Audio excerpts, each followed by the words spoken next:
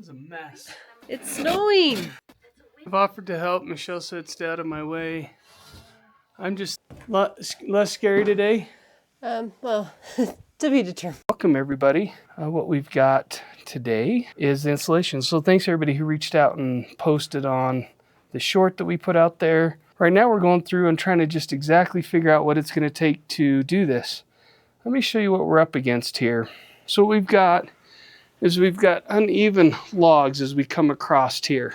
This was probably never really built for insulation. What do you think, Michelle? Probably not. So if you notice in here, Michelle, can you point out the different sizes of the logs for the viewer? Because it's kind of hard to see. They're wavy because they're a log from off of the property. So you have some thick spots and some thinner spots. Over here it kind of darts out. So trying to get something to lay flat, we just know that's not going to happen completely flat. So we have to be flexible. Yeah, so we know we could. I mean, let's be honest with the viewer. We could, by coming down and building out a little cleat here and making it level across, but we're going to hit our heads. And then the other problem that we've got is with the stability of the cabin, we don't know how long it's going to last. We know it can sustain a hunting cabin. We don't know if it can sustain a tiny home because we can't do any lifting. Michelle, how many times have you hit your head on these logs the last week? This last week, probably 3 or 4 times. Yeah, so show maybe kind of what it looks like down in that corner with you, or I can get down there, I don't care, one of us. Just to show them how narrow it is down there. Yeah. Yeah, so you go grab something, and then you got to be careful to step far enough out before you stand up. And so part of that is how far do you want to drop this ceiling? And right now our idea, and we might hate it, so this might be one time we'll do it this way, and then one time we'll do it another, but we bought some foam insulation, and the reading I've done says that it's best to have some type of an air space, an air gap up here. So what our plan right now is to lay the foam lengthwise across here, and so that it can just kind of keep it out. Michelle, what are you doing with the level? Well, we're just seeing how level our roof is, our ceiling, and as you can tell, that one's pretty good. Bad example. I can't see it very good.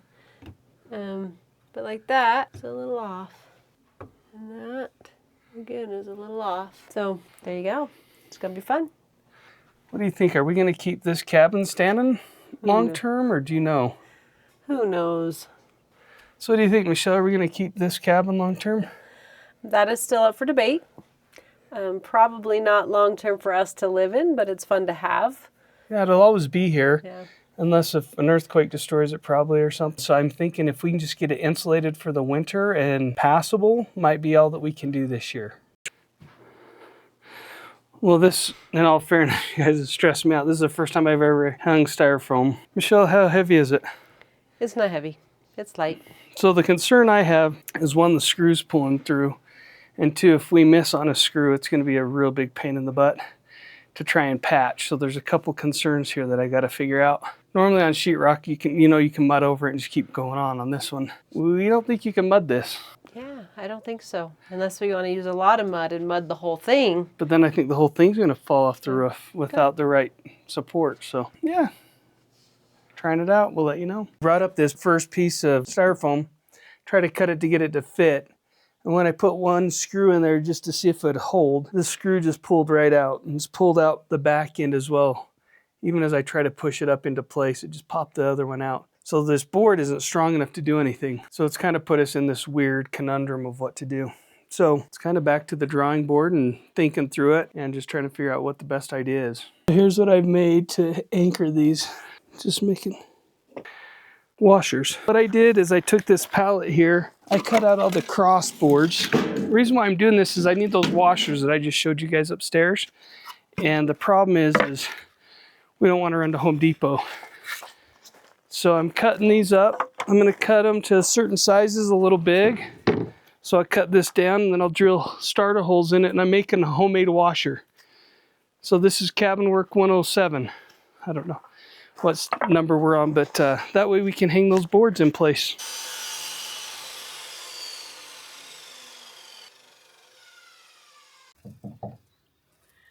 Put a bunch of washers up there. That's my ghetto washer move. We've had to cut a lot along around the log. It's a mess. It's snowing.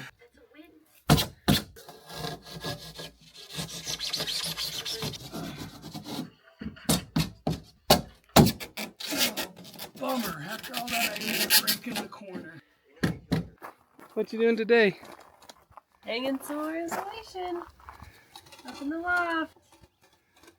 So this is day 2 on the project, and we think we've got all the mapped out. We'll take you up there and show you the loft here in a second. Probably should wear gloves. Yep. You can flip it back on itself.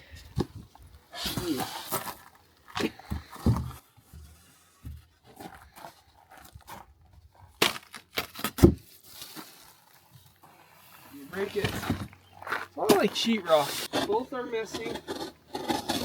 The problem with the foam though, I feel like it sticks with you longer. Let's just see how we did. Putting this last piece on, you can see our little washers in place. We're just gonna finish the loft today so we don't get styrofoam where we sleep. I did the short ladder. Michelle forgets that we gotta record all of this, and so we get going. Hold on, here she comes. Hi. So we're cutting the burlap to put on the ceiling, and I've already messed up our first cut. And so here's our first real cut. Only 23 more to go. Let's hope. It might be 22, and then we're really in trouble. Sure. So we're trying to cover this up here, and I had to climb up the ladder like it was leaned against something, so that was super sketch. We are getting our burlap ready to put on the ceiling, but before we do that, we have to fireproof it, or make fire retardant. It's not going to be fireproof. All right, so what do we got out here? So we have our do-it-yourself mix with borax and boric acid and water. This is just a recipe we found online. It said to make sure to mix it really well. I can still feel some granules, so I'm going to mix it a little bit longer. Yeah, the tough part was I just finished it, got all the granules out, and then it sets up really fast and settles to the bottom. We got our PPE. What's PPE? Personal protective equipment. Yeah. For what? I could tell you were very confused. And then we're going to take it. They said to get it real wet. Michelle and I don't know for sure what that means.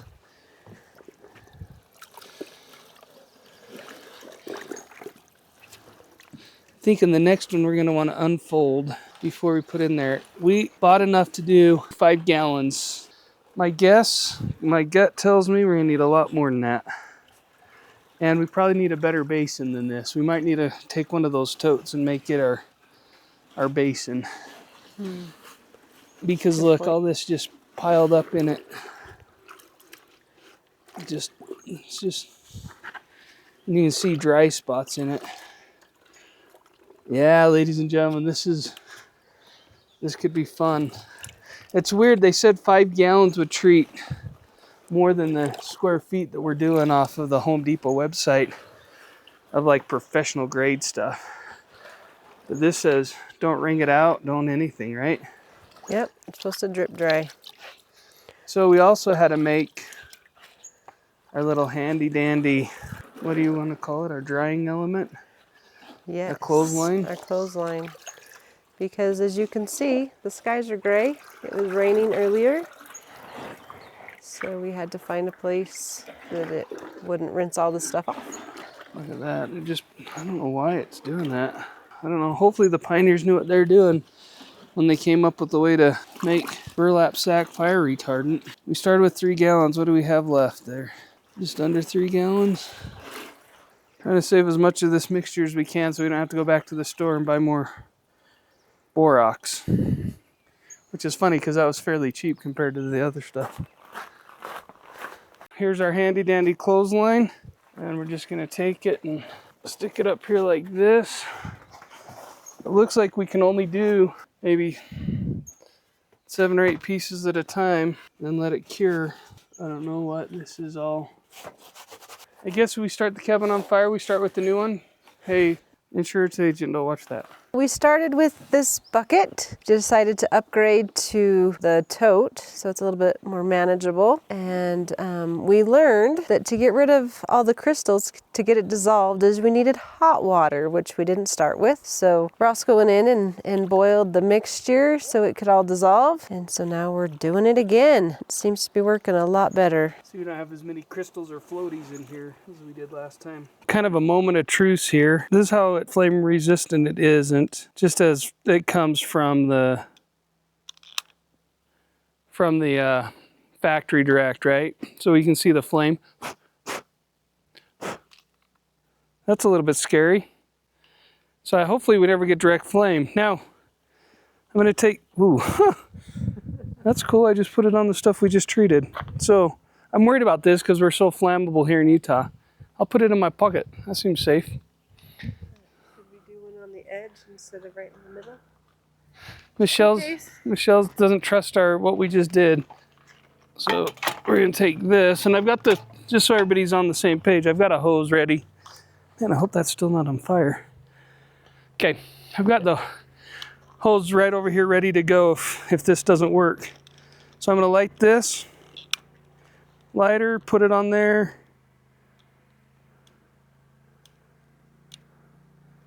You can tell that it's melting a little bit, but it is not catching fire. This one's a loose string, let's see. Nope, had direct flame on it. This is actually doing a lot better than I thought it would. I mean, that's a lot of heat for a long time. As you can tell, I've got it even just flaked off. So, you know, as doubtful as I was an hour ago or two, as a matter of fact, I haven't finished the project because I'm so nervous about it. But yeah, I can't even get this to light. And I'm leaving it on there longer than I did on the other one even. And the plan isn't direct heat on this ever, you know, but you never know how hot something's gonna get.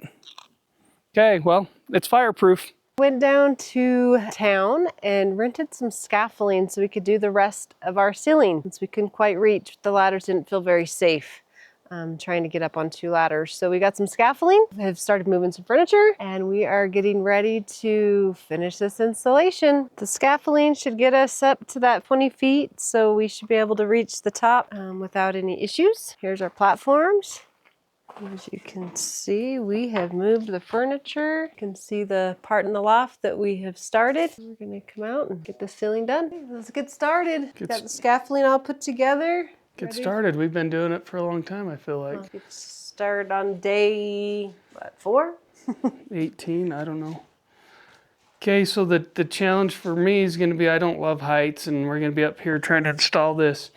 And it's a 4-foot wide section, so you can tell it's wider than our scaffolding. So maybe 2 scaffolding was the answer, I don't know. Gonna go up there and try and tack one end and see if I can get it to stay. And then we'll go tack the other one on. So one of the things we're facing right now that's kind of frustrating. I cut all the burlap to 6 feet, and then when we did the fire retardant on it, it shrunk. So I didn't plan for that.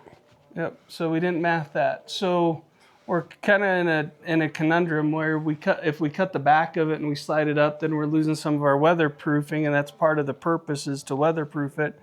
So we're just talking through some solutions and what might work and what might not work. And yeah, so, and then the hard part is we'll be working from heights, and so we've got that element. How's it going, Michelle? Slow and frustrating, but it's going. Yep, slower than we thought, but you know, what do you expect? We've never done this before.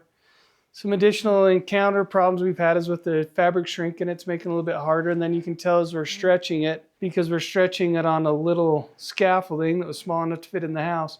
It's barely big enough to stand on. So it's kind of it's a tedious work when you're trying to go 4 feet wide and 6 feet long. So yeah, so a little bit at a time. Yeah, that's all we can do. Yep. Maybe one time she'll let me up there. I don't know. We'll just see if she lets me, if she trusts me or not.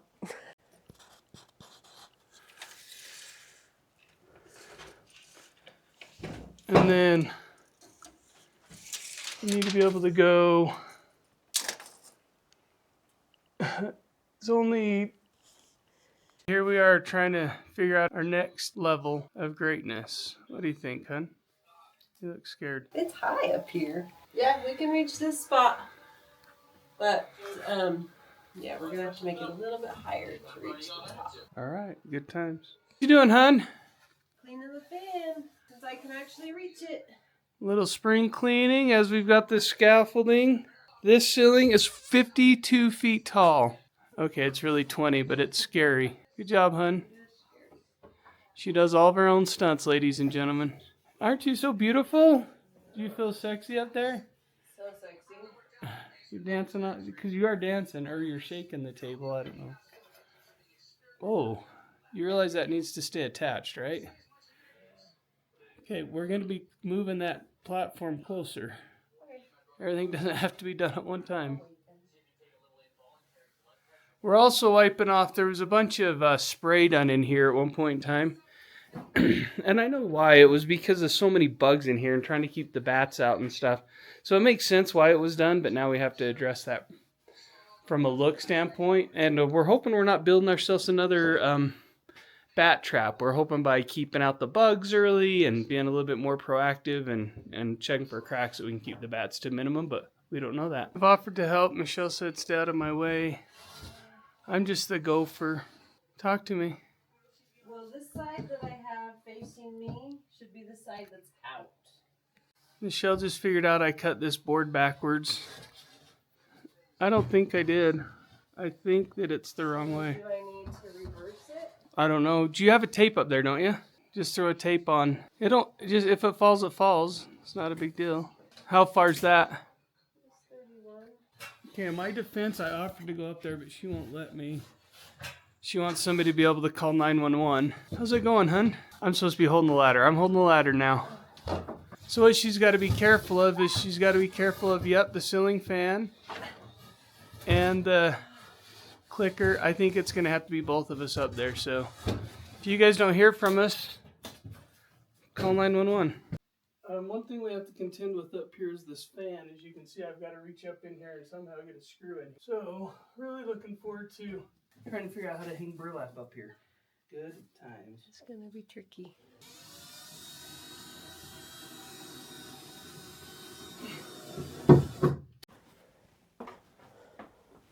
So we were able to get down tiny. That's what the kids affectionately call the elk. I don't know why they call him tiny. I guess it's the irony of it. Takes our whole kitchen up. There's Michelle, ladies and gentlemen, doing all of her own stunts. Less scary today? Well, to be determined. So, Just got on it. So we did a couple, Michelle's wiping this down, like we said, spring cleaning as well as cleaning for the first time. Yep. What lessons did we learn yesterday? Patience is a virtue. Yep. Because every project takes longer than you expect it to. Yep. And we're day 3 into it, right? Only day 3? Yeah, we've done that one, this one. Well, more than that because we did the loft, but yeah, go ahead. Yeah. So we've just been doing it in sections. Yep.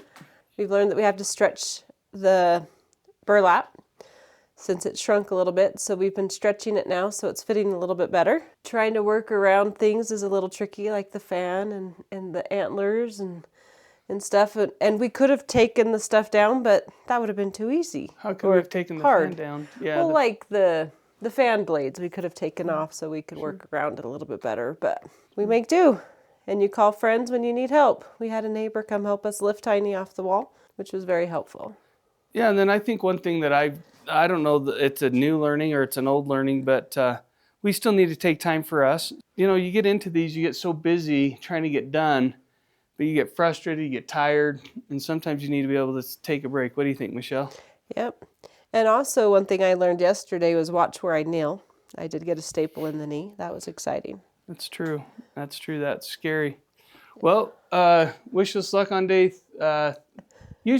Technically, you're right. We're probably day 5 into this. Hopefully, we can get at least the section done. Hopefully, too. Okay, Michelle did this one all by herself. Look at that. She's putting that last piece in. Just wanted all that credit. The trick is to measure a little bit smaller. Yep. So it fits. You have to fight it. And then not wiggle when you're scared on the ladder. That's true, too. And what else did we learn? Measure. We started marking our studs. So we're not guessing. Much better. Well, we think if we had this whole project to do it over again, we'd probably do it like 30 minutes faster. No. Maybe. Actually, probably quite a bit faster since we now understand how to hang the burlap. Reach out to us if you want ideas on how to do something like this or similar. We are always happy to share our failures and our wins. So Michelle, does everything go as planned? Most of the time, never. So we figured out a way to add a board. Well, I didn't figure out crap. I was going to do wood. Michelle came up with this better idea. Been a long day, huh? It's been a very long day. But it looks like the end's in sight. She's got a great plan to tie it all in, and luckily we had some burlap left over, and so we're going to make a nice little border. Really excited to see where it goes. Whew, thanks for joining us. What an adventure. Yeah, it was. It was not one of our more fun ones, but you know, as you can see here, we've got Michelle ended up improvising a border near the end, which was awesome. Turned out great. She spent most of the time in the air, which was great for me. I did a lot of scaffolding holding. Mm-hmm. You're a good scaffold holder. And then we realized, you know, we made some mistakes when we started, realized we needed to mark our boards better so we could find the logs. But, you know, really the main purpose of this... So we can be warm in the winter. Yep, I'm warm right now. I'm very warm right now. No issues here. Yeah, so the whole goal was here, you know, and we don't know if it's going to work, how well it's going to work. We did, just to wrap up the whole process, we put... an inch and a half styrofoam board through the entire cabin, and then we used those wood washers, which actually turned into ended up turning into cleats to staple into, as you noticed through the video. They're very helpful.